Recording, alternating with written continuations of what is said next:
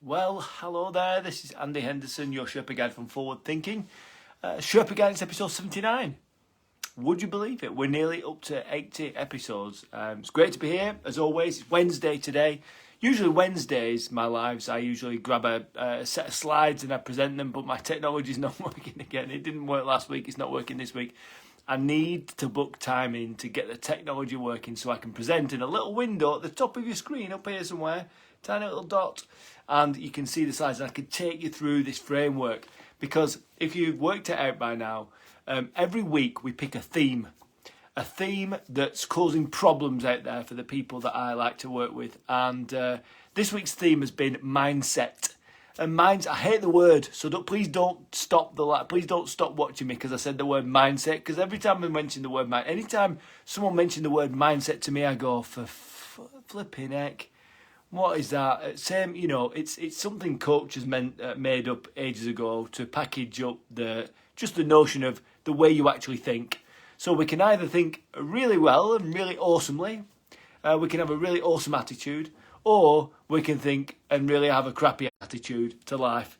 And they call it positive mindset or a fixed mindset or a growth mindset or whatever. And I hate this word mindset. It's like, if you work with a coach or a consultant, they're always going to say to you, there's always going to be a problem that you give them and they're always going to say, it's your mindset that's at fault. Oh my God, please play another record. No, it's not your mindset.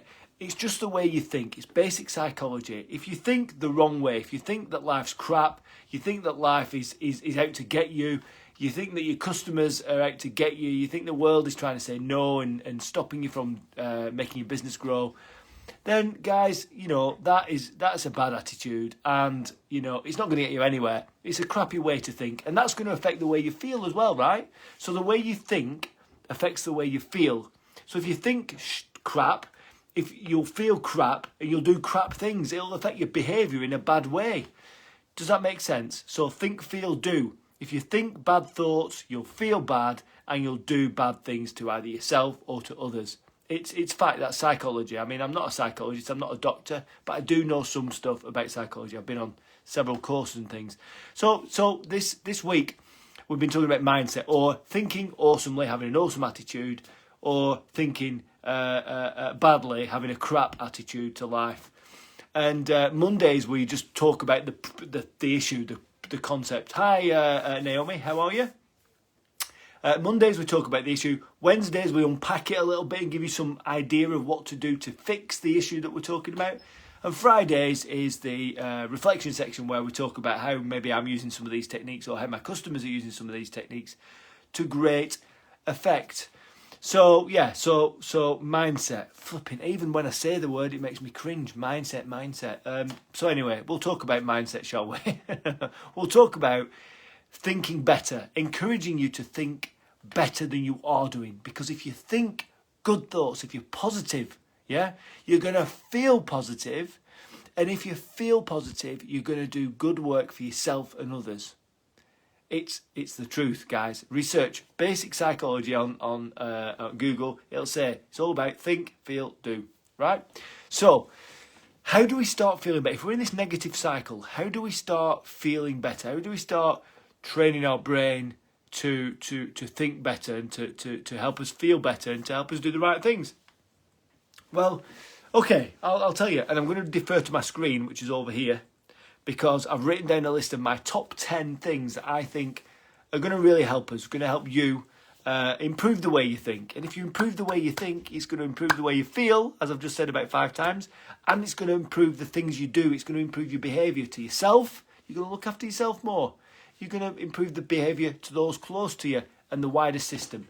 So what's number 1? These are in no particular order. They're all very, very powerful things to do. So I think number 1 is you have to understand one of the basic psychology principles is that life is done for you. It's not done to you. Nobody is out to get you. Life is not stacking up against you. It's the way you're thinking about what's happening in your world that's making you feel like that.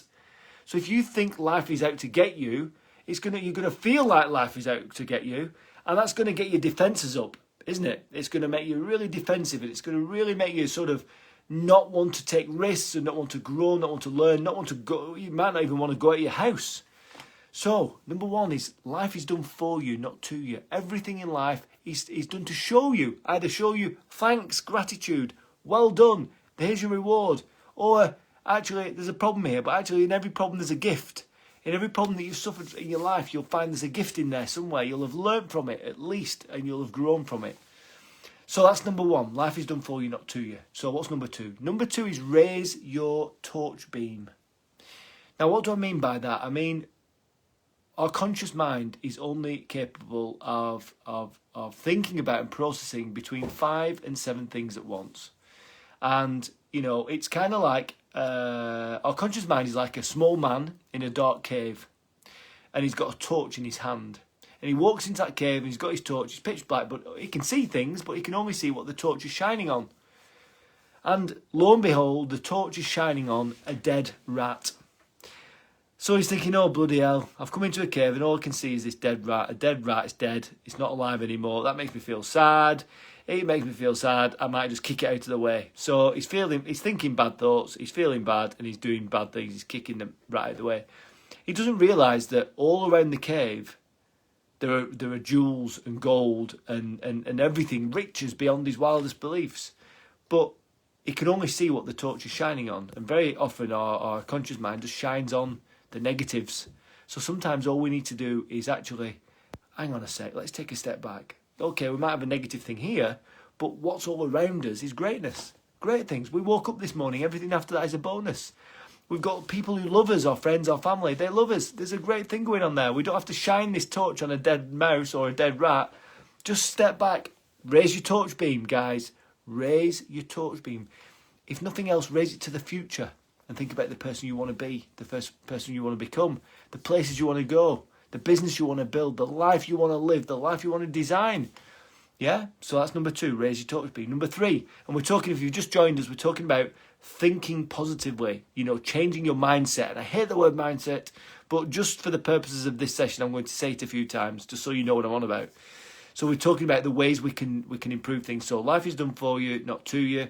Raise your torch beam. The third thing is, you know, when you're confronted with a problem, look for an outcome. You know, think about, okay, I've got this problem. Take a step back. Look at the outcome that you want from the problem. Look at what you want to achieve. Actually, you know, I've got a problem in my business. I've got no sales or no sales leads. I've got no opportunities to work on, no leads coming in. Well, actually, take a step back. That's a problem. Take a step back. What's actually going on? Well, I need some sales.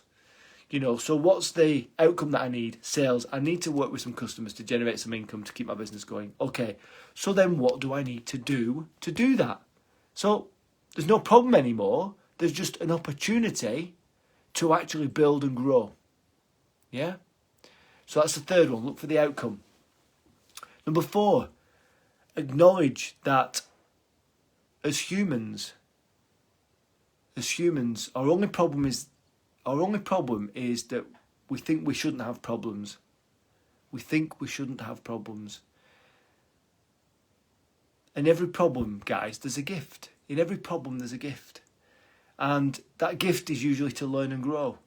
And if you think about all the problems you've had in your life, the problems that you've overcome, look back at them and think, it wasn't a problem. It was life showing me what I need to learn. It was life gifting me the opportunity to grow. And I believe in these things. That's why I'm positive all the time, because when I get a problem thrust at me or something lands in my lap, before, years ago, I'd flipping absolutely at the roof. I'd be inconsolable or whatever, depending on the size of the problem. But now, it's just not a problem. It's like, okay, I'm going to look for the outcome. I'm going to raise my torch beam. I know that it's not done to me. It's done for me. So where's the opportunity to learn and grow from this challenge that I've got? And actually, if you replace the word challenge with problem with challenge, yeah, I've got a challenge.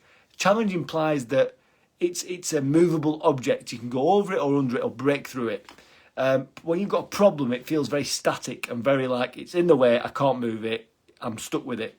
No, just replace the word challenge for problem. Problem for challenge. Yeah, that's right. So that's number 4.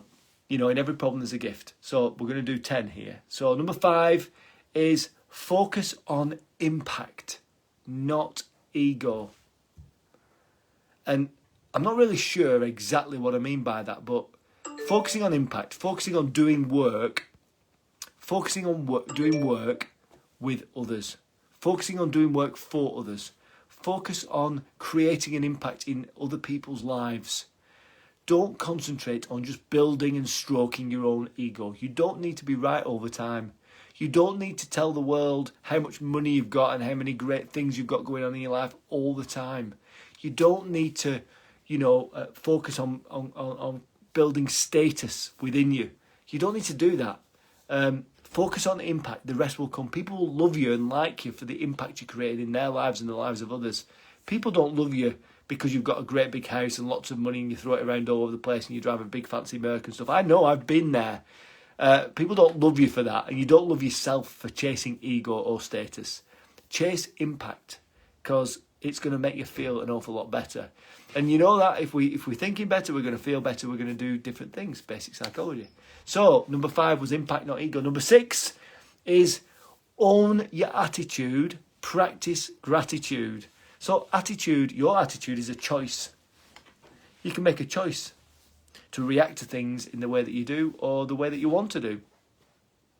And a way to get your attitude in check is to practice gratitude. Be grateful for everything, from the moment you wake up to the moment you go to bed and everything in between. Everything you think is a problem, thank the Lord.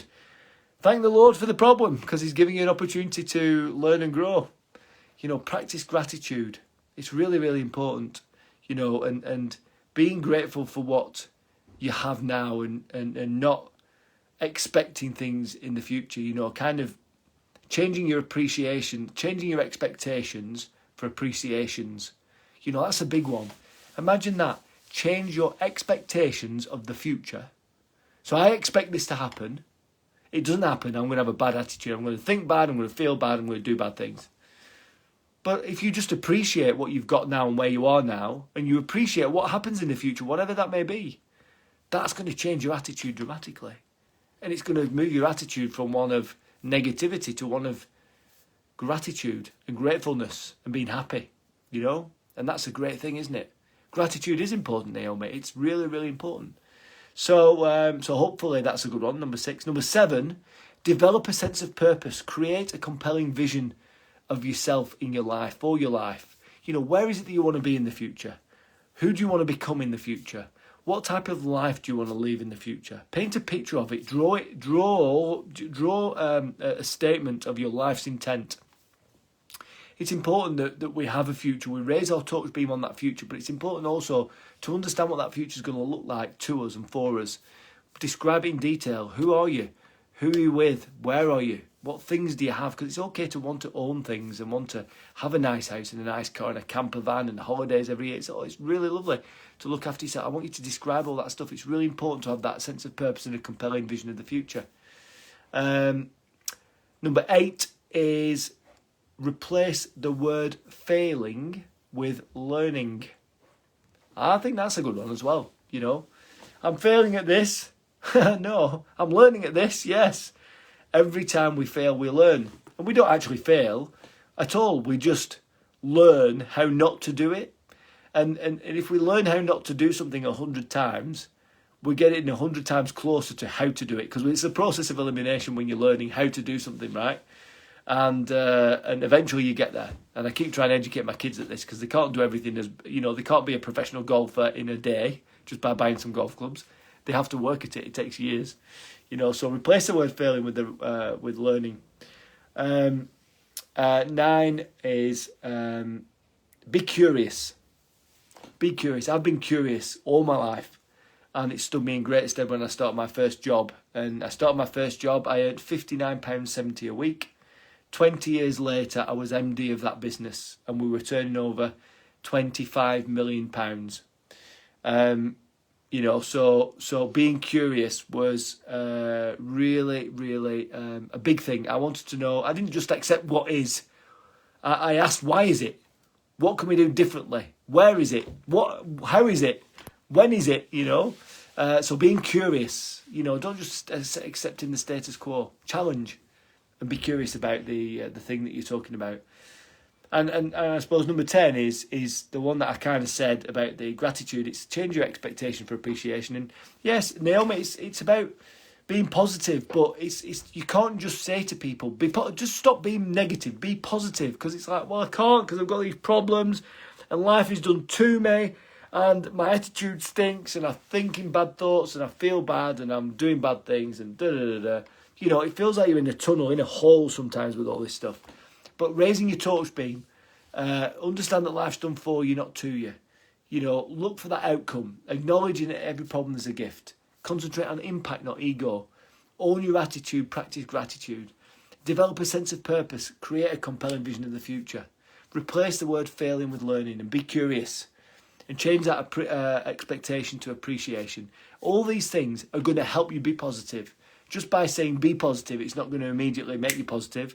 You have to train the brain by using some of the words I've used today to help you raise that torch beam and look for the positives. You can't be positive if all you see are dead rats in caves. You know, if all you see is negatives, you can't be positive. You can't flick the switch. But if you just, instead of flicking the switch, just raise the torch beam to somewhere else, the future, your family, your health, something that is actually positive, then it's going to make you feel an awful lot different. So today, a very relaxed one, very leisurely meander today. Not much energy in the room, but believe me, I've got some positive vibes today. It's been a really good week so far. I've welcomed 8 new, amazingly heart-led entrepreneurs into the mastermind that started today. So step 1, day 1 of Success GPS Mastermind, step 1 of 8. Some really great people and had some really great stories to share about their lives and about the impact they want to create in the future. So really, really great day today. And we've got some more international students coming in the next 2 weeks. A week on Monday, there's another 10 to 12 international people from all over the world, from South Africa, Tehran, China, like Trump says, China. Yeah, it's good. Really, really positive stuff. Very tired though. So I'm going to sign off now. This is Sherpa Guidance episode 79. It'll be the 80th one on Friday. So I'm looking forward to catching up with you then. So thanks for listening. Hope you enjoyed that. So don't forget, raise your torch beam. You know, don't just be positive. You can't sometimes, but follow the things that I've just helped you understand, and that's going to help. It's going to help you think better. It's going to help you feel better. And it's going to help you do better things in your business. It's going to help you create a business by design. It's going to help you create a life by design. Yeah? So, just one last thing. I know we say this because I believe it. Because we are all only ever one step away. And so are you. Bye for now.